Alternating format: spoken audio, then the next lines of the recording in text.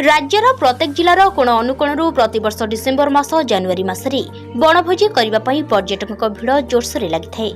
एवं चली पिकनिक ऋतु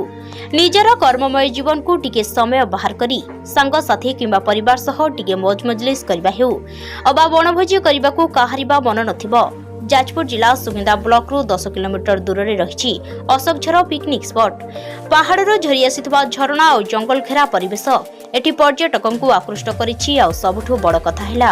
बनभोजी करने को एटी सबु सुविधा रहितबारु पिकनिक ऋतु में बहु दूर दूरांतरु पर्यटकों भिड़ जमुवा देखा मिलता है। एटी प्राकृतिक सौंदर्य उपभोग करने सहित झरणार कुळुकुळु शब्द बहि जाउथबा पानीर बेस मजा नेउछन्ति पर्यटक। एठारे प्रबल पर्यटक मानक समागम लागि रहिथा बेले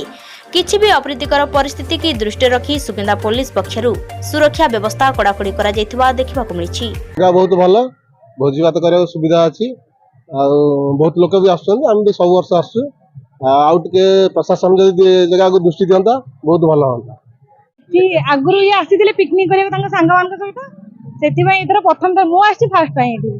प्रथम तर आछन केमते लागु आपन वर्ष आसी कि भल लागुछि तो देखिया बहुत भीड़ भी हेछि पिकनिक करूचंती आमे भाबु 4 वर्ष आछि पिकनिक करिबे एठी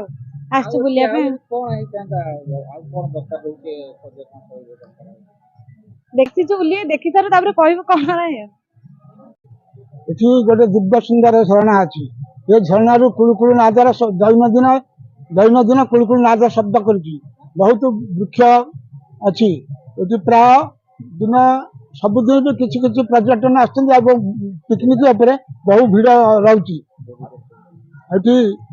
सप्तशाला प्रभु रामचंद्र एठी सप्तशाला को बद्ध करथिले जहा कि बाली की बद्ध करिया पे हमको सुजोग मिलथिला एथिरे तार सुग्रीवक सहित मित्रता थिला मित्रता से जानिले जे यही केवल बाली की बद्ध करिवे दैनंदिन प्रशासन जो लोक आछन प्रशासन ए 2 मास तार सुरक्षा दायित्व नउछि एवं